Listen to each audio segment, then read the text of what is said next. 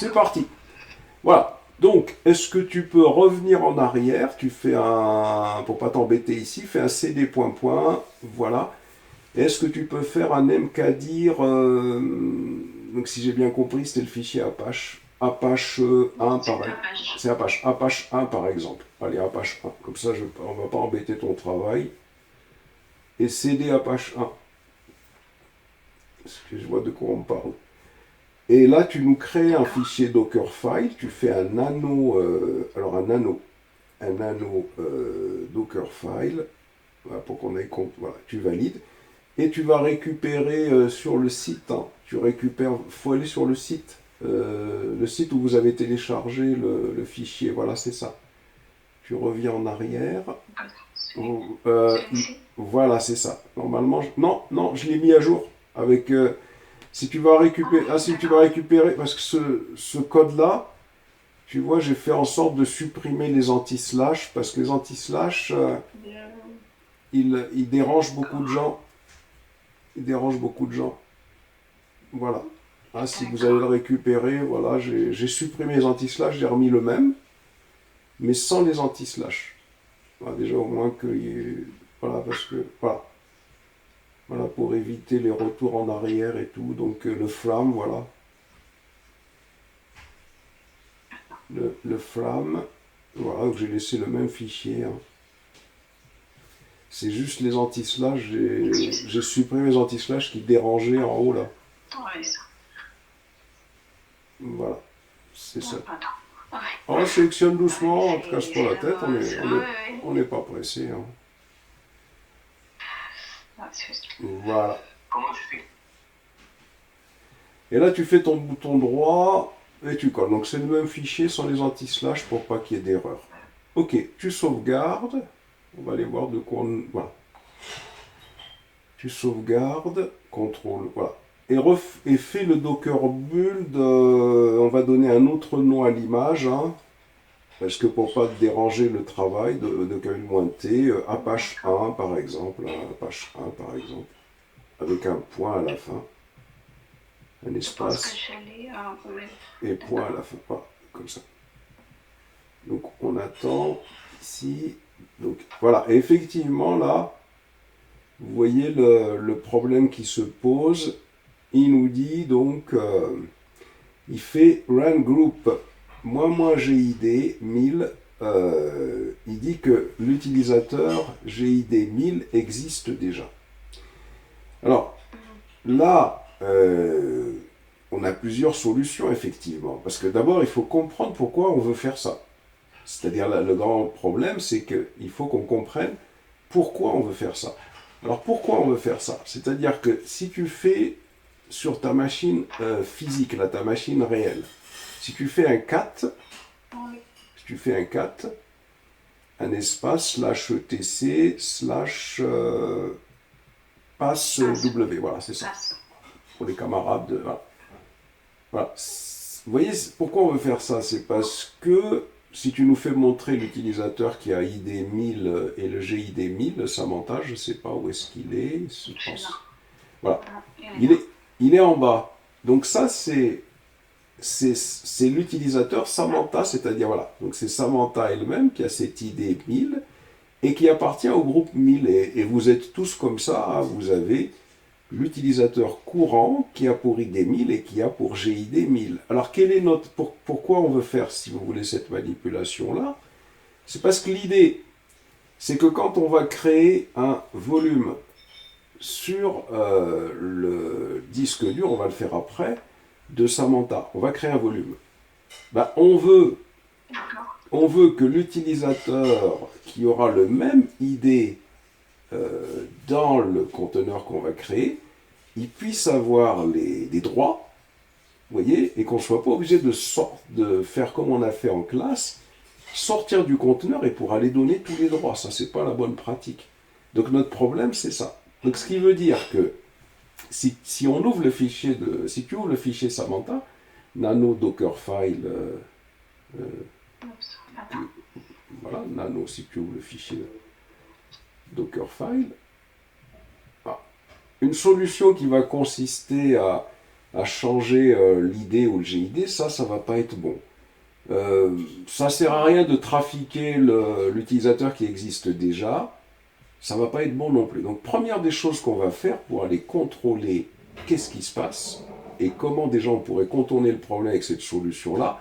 Ensuite, on verra comment on pourra revenir sur la solution après pour qu'on aille quand même jusqu'au bout de la manip, on verra les raisons pour lesquelles. Première chose à faire, c'est que vous allez commenter la ligne sur laquelle tu es. Samantha, tu la commentes, la ligne run, celle sur laquelle tu la commentes. Voilà. C'est-à-dire que cette ligne-là, on va la commenter pour la désactiver, pour pas que cet utilisateur soit créé, pour qu'on comprenne ce qu'on peut faire. On descend jusqu'à la ligne où il y a marqué user, $username, donc l'avant-dernière ligne, on va la commenter également. Alors pourquoi on fait ça? C'est pour qu'on se dise, tiens, on va prendre cette image de base qu'on a, il y aura que des installs et tout, et on va aller se créer un conteneur pour voir un peu ce qui se passe dans cette image-là exactement. Tu sauvegardes. S'il te plaît, Mustapha, oui. Si je suis sur Vagrant, au lieu de mettre UC, je mets Vagrant. Non, si tu suis bien ce qu'on est en train de faire, tu pourras mettre le nom d'utilisateur que tu souhaites à partir de l'instant où tu lui donnes le même ID et GID. Regarde Samantha ce qu'elle a fait tout à l'heure. Oui.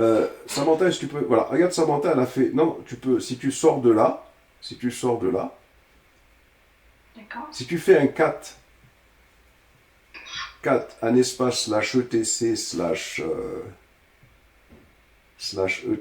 /etc, voilà, /pass WD, Samantha, elle, tu vois, Kama, Samantha, elle avait le nom Samantha 1000 et 1000. Donc toi, c'est en fonction du nom que tu as. Donc si tu as Vagrant, si c'est Vagrant qui a pour ID 1000 et 1000, tu utiliseras Vagrant comme nom pour que ce soit clair pour toi. Si quelqu'un d'autre, il a pour ID Louis, par exemple, ou Thomas, ou Samia, ou autre chose, il utilisera le... Hein. Donc voilà pour répondre à ta question. Donc, attends, excuse-moi. Oui. Refais-toi dans le Dockerfile, s'il te plaît, Samantha. Vas-y, Samantha. Là, il y a tout en haut, il y a username mousse. Oui, mais... Moi, en ce qui me concerne... Oui, mais si tu veux, regarde, Samantha, c'est-à-dire ce que je veux te dire, c'est que...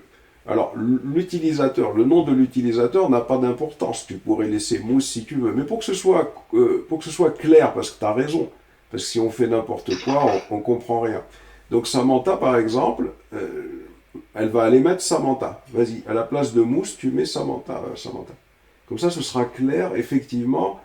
Ça ne veut pas dire que ça ne marchera pas, parce qu'on peut mettre, à partir de l'instant où l'ID et le GID correspondent, c'est bon. On peut mettre le nom qu'on veut. Mais tu as raison, il faut que ce soit clair, qu'on comprenne qu'on met un nom d'utilisateur qui va être le même que celui qu'il y a sur la machine physique. Donc voilà, pour que ce soit clair, on va faire comme ça. Mais il faut savoir une chose, c'est que pour l'instant, Samantha, elle a désactivé les lignes où on crée l'utilisateur et la ligne où on se connecte avec cet utilisateur. Ça a été désactivé. Alors, je sais pas. Louis, s'il te plaît, tu peux... Voilà, merci. Tu sauvegardes. Voilà. Alors, je suis en train de... Voilà. Et là, une fois que tu as sauvegardé... Voilà, une fois que tu as sauvegardé, tu sors de... Tu peux sortir de là. Je vois pas. Il faut que tu fasses... Ah mais c'est compliqué ça. Valide, appuie, ouais, contrôle. Vas-y, fais un contrôle X. Ah, c'est... Voilà, c'est parce que... Ah, tu fais non. Appuie sur la lettre N. Voilà. Tu valides. Voilà, tu peux valider. Ah, c'est pas... Alors, agrandis un petit peu. Voilà, maintenant... Vas-y, fais le Docker build. On refait le Docker build. Ah, voilà. Au Docker build, -t Apache 1. Voilà.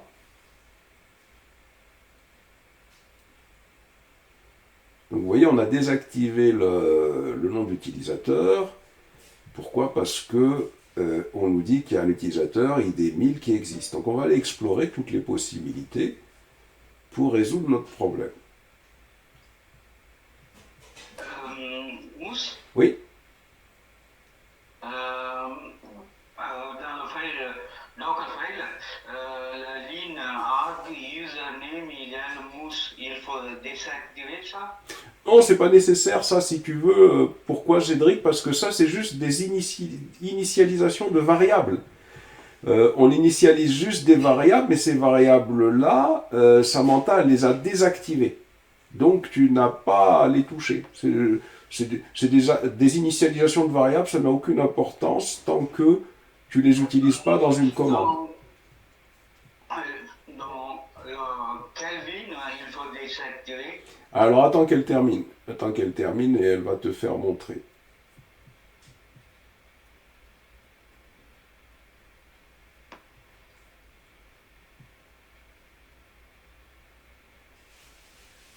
C'est toujours un petit peu long, hein. C'est normal. oui.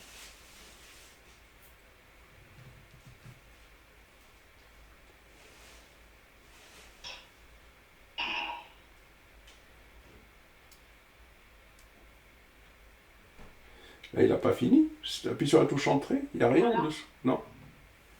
Ah non, il est toujours là. Toujours en train de travailler. D'accord. Ah oui. Je le vois pas, c'est pour ça.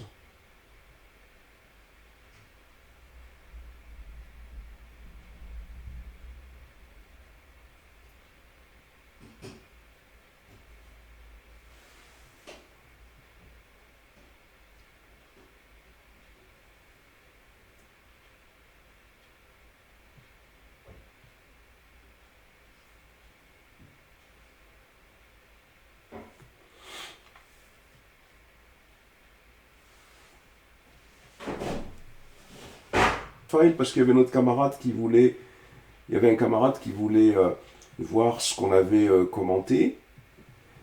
C'était Cédric. D'accord. C'était Cédric qui voulait voir ce qu'on avait commenté. Donc Cédric, tu vois, on a commenté la ligne. Alors je sais pas si tu peux descendre dessus, Samantha. C'est la ligne où il y a marqué run groupe ADD avec moi GID, hein, tu vois. C'est-à-dire pour créer le groupe et l'utilisateur, parce que cette ligne-là, elle faisait problème. Pour l'instant, on va voir comment on avance. Et il y avait la ligne qu'elle a commentée plus bas, la ligne user $username. Ça, elle a commenté ça aussi, pour qu'on ne crée pas d'utilisateur, puisqu'on vient de démontrer, que cet utilisateur, dans cette version de Ubuntu, existait déjà. Ok, bon, bah ça c'est parfait. Ok, on va faire un... On sort de là. On a créé une image. Donc ce qu'on va faire, on va, maintenant qu'on a créé une image, aller voir c'est quoi l'utilisateur qui existe. Allez, on y va. Docker. On fait un Docker. On va aller créer un conteneur éphémère. Hein. Docker run.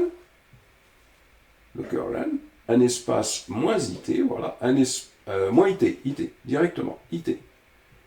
Un espace moins RM, comme ça il va être supprimé dès qu'on sera sorti de là, puisque l'objectif c'est d'aller voir c'est quoi cet utilisateur.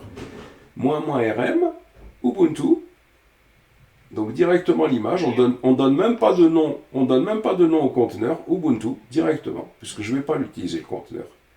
Un espace bash. Bon, allons voir. Touche entrée. Excuse-moi, c'est pas Ubuntu. Non, excuse-moi, j'ai fait une bêtise. Exit, excuse-moi. J'ai fait une bêtise. Je fais n'importe quoi. Là, faut rappeler la commande, mais c'est pas l'image Ubuntu, c'est l'image Apache 1. Eh ben oui, c'est l'image Apache 1. On l'a appelé Apache 1, l'image qu'on est en train d'expérimenter. Je l'ai totalement zappé. Alors, tu valides, voilà. Et là, on va faire un cat. Alors, regarde, non, voilà, là, on va faire un cat. Un espace, slash, etc slash passwd. PA2S WD. On valide. Et allons voir qu'est-ce qu'on a. Est-ce que tu peux nous sélectionner la ligne où il y a l'utilisateur qui a pour ID 1000? La voilà, regardez. Elle est dessus, Samantha. On a donc, sur cette version-là de Ubuntu, le problème, il faut le régler autrement. On verra comment on peut le régler pour une version où il n'y a pas cet utilisateur, ce que je voulais faire dans la vidéo. Mais là, on constate qu'on a un utilisateur déjà existant dans le conteneur Ubuntu, dans l'image qu'on vient de créer, pardon, qui a l'idée que je voulais créer. Donc c'est pour ça qu'il ne passe pas. Mais là, ça va nous permettre de régler notre problème.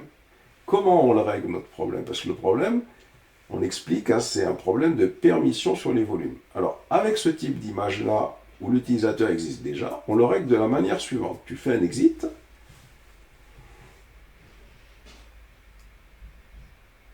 Tu rentres dans le conteneur Docker, dans l'image Docker, pardon, excuse-moi, dans l'image Docker que tu viens de créer, tu fais un nano Docker file, c'est parfait, tu rentres à l'intérieur.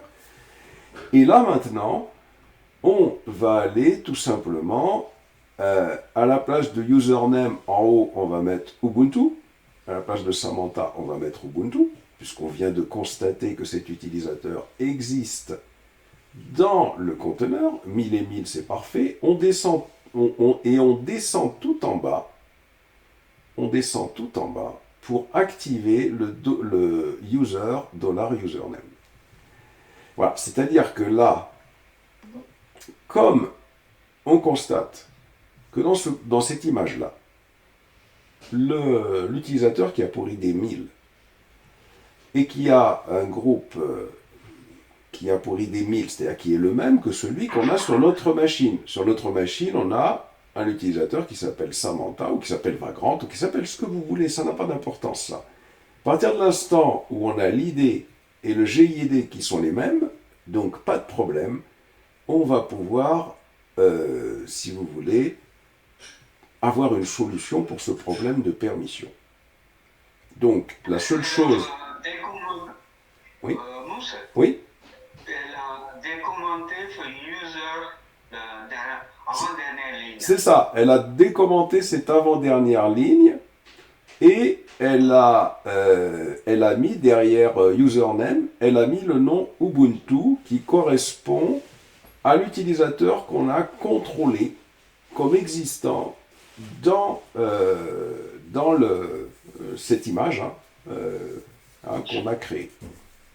Et là, on sauvegarde et on va pouvoir faire la même manip que dans notre vidéo et on verra comment on pourra... Voilà, donc tu recrées l'image, tu refais... Alors d'abord, tu fais un clear. Il faut faire un clear. Ensuite, tu recrées l'image avec un docker build, -t, apache 1, point. Alors on fait apache 1 pour ne pas détruire le travail qui a été fait précédemment. Voilà, vous faites comme ça. Donc il va recréer notre image. Excuse-moi, Samantha, tu pourrais partager le contenu de ton Dockerfile en note partagée parce que j'ai toujours un problème. Je veux bien savoir pourquoi. Je vais essayer de voir la différence, merci.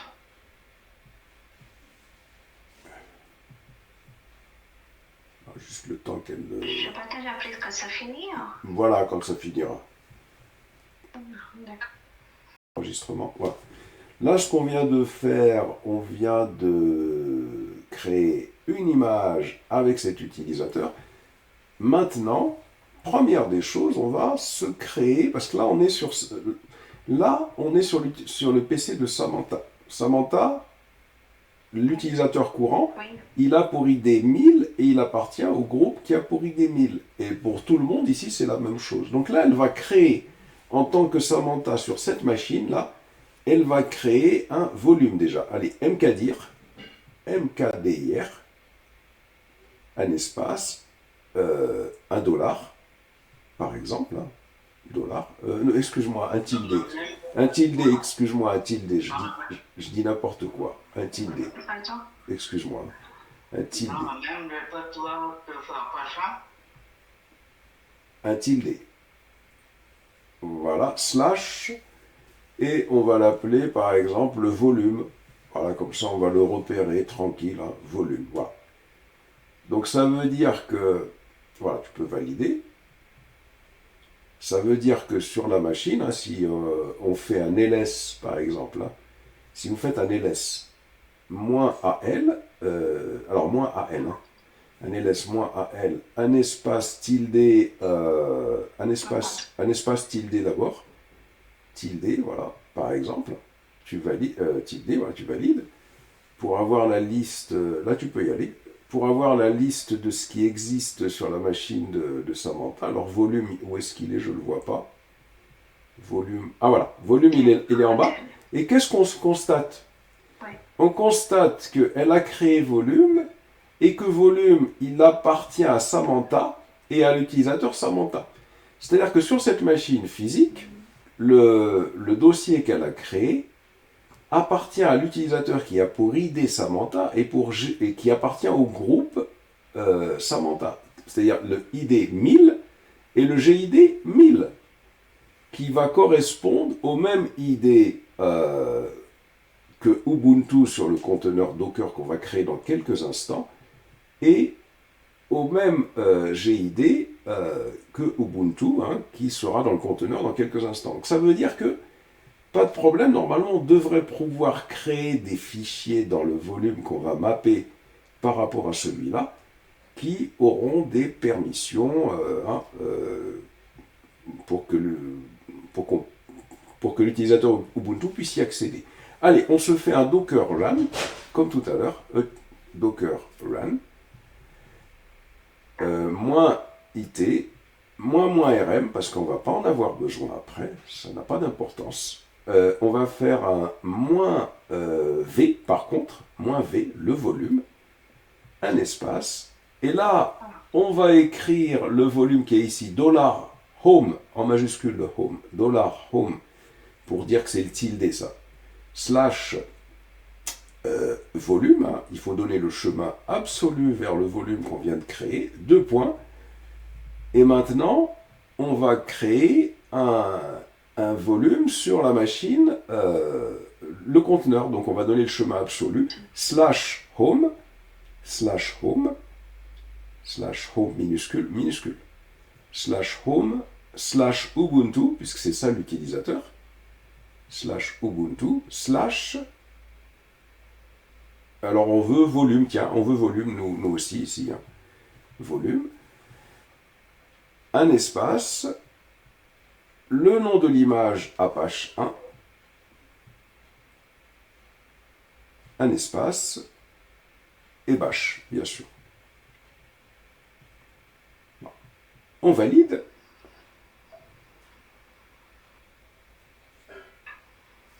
Donc on voit qu'on est rentré dans le conteneur en tant que Ubuntu déjà.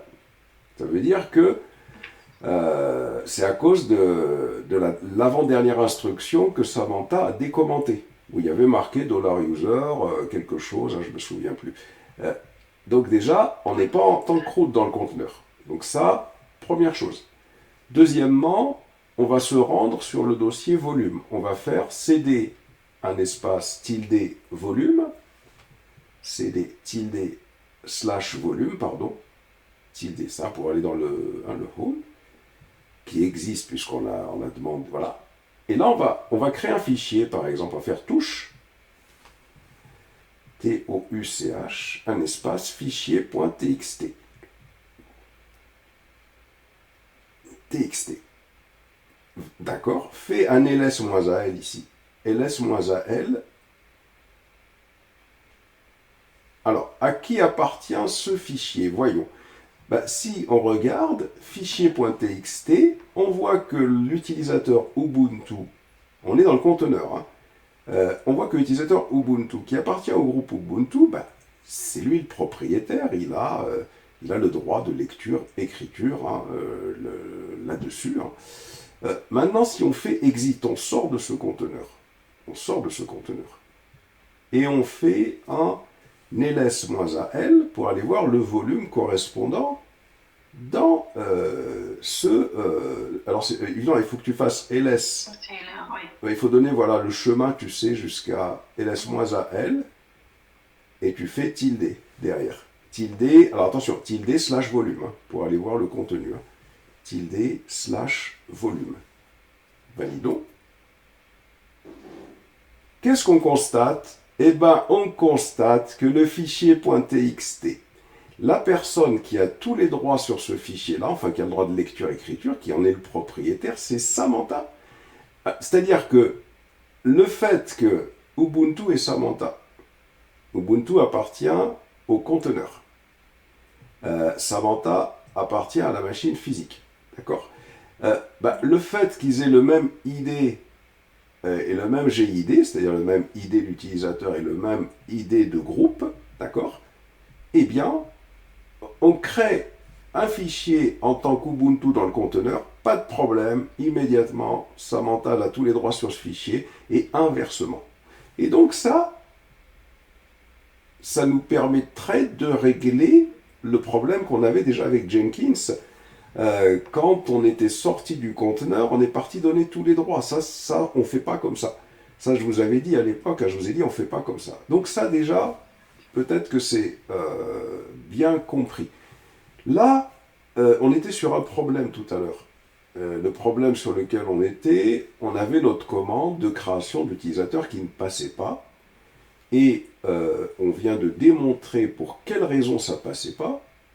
Et on vient de démontrer comment on pourrait réaliser notre TP si on voulait aller jusqu'au bout du TP de cette façon-là. Maintenant, supposons, tiens, non. Supposons, je me dis, oui, d'accord, ok, là, il y a eu un cas qu'on a traité dans lequel il s'est avéré que sur cette nouvelle image Ubuntu, il y avait bien un user qui avait le même ID 1000 et 1000 que celui qui existe sur la machine physique, mais qu'est-ce que je fais dans le cas où je suis confronté à un système dans lequel il n'y a pas justement un utilisateur qui a le même ID et GID, et ça va se trouver. Parce que là, je suis sur l'Ubuntu, dernière version, probablement ça a évolué. Donc, ce qu'on va faire pour faire la manip qui est dans la vidéo. Oui, vas-y Cédric. J'ai une question. Le fichier, il appartient en même temps que Samantha, Ubuntu et Samantha. Oui. Oui. Le même fichier appartient à deux personnes, deux utilisateurs. Oui.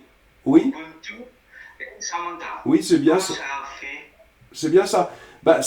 Pardon? Comment ça fait un fichier si tu veux, c'est le principe des conteneurs. Il faut comprendre que Samantha et Ubuntu n'appartiennent pas à la même machine physique. C'est-à-dire, on n'est pas dans le même espace de nom. On va dire les choses comme ça. C'est-à-dire que Ubuntu, si Samantha, elle est sur la machine physique maintenant. Vas-y Samantha, fais un cat. Fais un cat ici sur la machine physique. Fais /etc. /pwd. Attention, pwd. Page WD, excuse-moi. Excuse-moi. Voilà. Alors, si elle descend, tu vois, regarde Cédric, dans ce fichier des utilisateurs sur la machine physique, il n'y a que Samantha, c'est tout. Hein. Tu ne trouves pas Ubuntu ici. Donc ta question, elle n'a pas lieu d'être.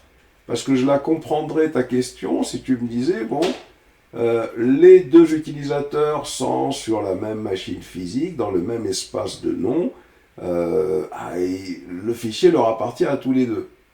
Le problème, on n'est pas là. Là, on est dans le cadre de la conteneurisation, c'est-à-dire que l'objectif, c'est le suivant. Quand je crée un fichier dans un conteneur avec un utilisateur qui a le même ID et le même GID qu'un utilisateur qui est sur la machine physique, alors dans le conteneur, quand je crée quelque chose, un fichier, et que j'ai mappé le volume, hein, puisque c'est un mappage de volume, eh bien, l'utilisateur qui est dans le conteneur, il a autant de droits que l'utilisateur qui est sur la machine physique.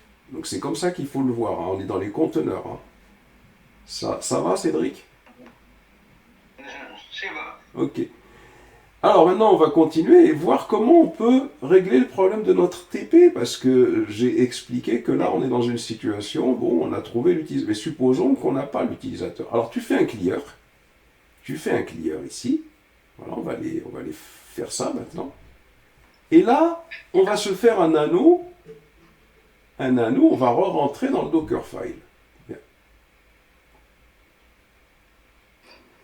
Pour retomber sur nos pattes, si vous voulez, pour pouvoir traiter, on va dire, hein, c'est pas retomber sur nos pattes, c'est pouvoir traiter le cas. Parce que c'est ça notre problème. Le problème, c'est pas de régler le problème, si vous voulez. Le problème, c'est de retomber sur nos pattes. C'est-à-dire, on vient de comprendre ce qui s'est passé. Ok, c'est clair. Parce que les systèmes évoluent. Probablement, dans la vidéo, l'Ubuntu, c'est peut-être une version 20 ou une version dans laquelle il n'y avait pas cet utilisateur-là. Donc là, on va taguer la version. On va remonter en haut. Voilà. Et à la place de Ubuntu, donc tu vas sur Ubuntu, tout en haut. Tout en haut. Non, tout en haut, Samantha. Voilà. Là, à ce niveau-là, qu'est-ce qu'on va faire? On va tout simplement forcer la version de Ubuntu, parce que on peut avoir ce cas-là. Imaginons par exemple que, tiens, on crée des conteneurs dans lesquels il y a un service qui nécessite une version de Ubuntu qui n'est pas la dernière. Ça existe. Vous avez des systèmes de visioconférence, par exemple. C'est plutôt l'Ubuntu 20. Ça ne fonctionnera pas sur les dernières versions. Donc, on peut avoir ce cas-là. Ou alors, on peut être sur une CentOS, ou alors je peux être sur autre chose, mais je vais rester sur Ubuntu. From Ubuntu, 2 points, on va faire un 2.16.04. On va revenir, par exemple, à cette distribution-là. Point. Non, tu restes point. Je passe ton clavier, je pense. Voilà. Il y a le point, voilà, le point qui te force à... Voilà, 0,4. La 0,4. Voilà. On fait juste ça. Dans le username, si tu descends sur username Ubuntu, alors là, on est libre de faire ce qu'on veut. Vous voulez laisser Ubuntu? Non, mais tu peux laisser Ubuntu si tu veux. Vous voulez laisser Ubuntu, tu laisses Ubuntu. Vous voulez mettre Samantha, vous mettez Samantha. Vous voulez mettre Mousse, vous mettez Mousse. Ça, on s'en fout de ça. Ce qui est important, c'est l'ID et le GID. Parce que le conteneur ne va fonctionner que sur la base de ça. Mais on va aller mettre Samantha juste pour nous faire plaisir. Allez. Voilà, juste pour nous faire plaisir. Vous pouvez tous mettre Samantha si vous voulez, comme vous pouvez mettre votre prénom si... voilà. On laisse ça, on va aller décommenter la ligne de création de l'utilisateur. Voilà, on va la décommenter, cette ligne-là, maintenant. Voilà. Et le reste ne bouge pas. C'est-à-dire que maintenant, on revient à la situation du TP. Le TP... Un petit instant, je fais Vas-y. un screenshot. Voilà. Non, mais c'est pas la peine, hein, parce que là, je suis en train de tout enregistrer. Hein. Voilà. Alors... Non, mais tu peux mettre le fichier Samantha sur Discord. Voilà, est-ce que tu peux leur mettre le fichier sur Discord? C'est très bien. Merci, ok. Voilà. Est-ce que ça va être la version définitive? Pardon? Est-ce que ça va être la version définitive? Parce que là, elle fait plusieurs copies. Ah, mais mon frère, attends, moi, si tu veux, je vous explique bien les choses. Oui, dans mon TP que je suis en train de faire, ça va être définitif.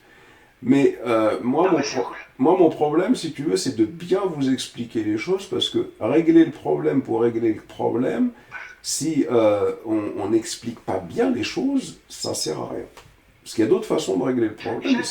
J'adhère à 100%. Voilà, c'est surtout ça. Voilà, allez, voilà. Donc là, ça va être effectivement la dernière version. On revient sur notre invite de commande, bien sûr. Et là, tu peux sauvegarder. Voilà, donc là, tu peux refaire ton Docker build. Docker build de -t Apache 1, voilà, tu fais ton point, et c'est reparti pour la version 16.04, comme elle n'existe pas, il va aller la récupérer, voilà, et donc là je vais couper l'enregistrement parce que ça peut durer un peu, et je reprendrai après. Hop, voilà, donc maintenant que l'image est créée, on va aller détruire le volume que tu as créé tout à l'heure. Sudo rm, ou rm je pense, hein, rm directement. Sudo, c'est mieux comme ça. Rm, un espace, -r. -r, on va, comme ça on démarre à 0, hein, tilde/volume. Hein. Tilde/volume. C'est-à-dire qu'on détruit ce qu'on avait fait précédemment. Puisqu'on veut redémontrer la... Voilà. Comme ça, ok. Ok, donc on fait un clear, voilà, comme ça on redémarre à 0, parce que j'aurais pu laisser comme ça, mais pour que ce soit démonstratif. Hein. Allez, on se recrée le volume, mkdir un espace, on refait tilde/volume, on refait la manip, voilà, tilde/volume, on refait la manip tranquillement. On crée un conteneur Docker Run. On crée un conteneur. C'est uniquement pour elle, Mousse. Oui. C'est démarche, c'est uniquement pour elle. Non, c'est pour tout le monde. Pour tout le monde. Oui, okay. C'est pour tout le monde. C'est pour tout le monde. Et ensuite, on crée un conteneur Docker. On y va. Un espace run. Un espace -it. Un espace -rm, hein, comme ça on supprime, c'est pas la peine de conserver, c'est pour des tests. -v, le volume. Et on donne $home majuscule / volume, minuscule, 2 points. Alors il faut voir comment on a appelé l'utilisateur, c'est Samantha, donc /home /Samantha. /home /Samantha /volume, hein, par exemple. Un espace et on donne... Contre, oui. Mousse. Oui. Par contre, on n'a pas de répertoire Samantha dans mon ordinateur. Ah non, mais Samantha, c'est le répertoire... Non, mais ça n'a pas d'importance, parce que là, regarde bien ce qu'elle a fait. Elle fait un mappage du côté gauche où elle a mis $home /volume. Ça correspond, si tu veux, au répertoire ici, /home /Samantha. Chez toi, ça correspondra à /home /Cédric. De l'autre côté, de l'autre côté, si toi, tu as laissé le même nom Samantha dans le Dockerfile, si tu n'as pas touché au Dockerfile, donc ça veut dire que l'utilisateur qui va être créé dans le conteneur, c'est Samantha. Mais si tu as touché au Dockerfile, si par exemple dans le Dockerfile, tu as remplacé Samantha par Cédric, alors dans ce cas-là, toi, tu vas mettre /home /Cédric. Tu vois ce que je veux dire? Voilà. Voilà. Et là, elle appelle l'image, hein, Apache 1, et elle fait donc le bash derrière, un espace bash. Fait un bash. Un espace et bash. Tu valides.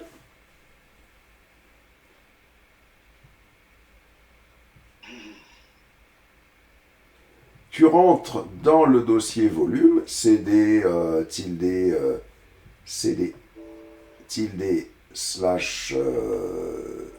/volume. Voilà, tu reviens sur le dossier volume que tu as créé dans le conteneur, et on voit que c'est l'utilisateur Samantha.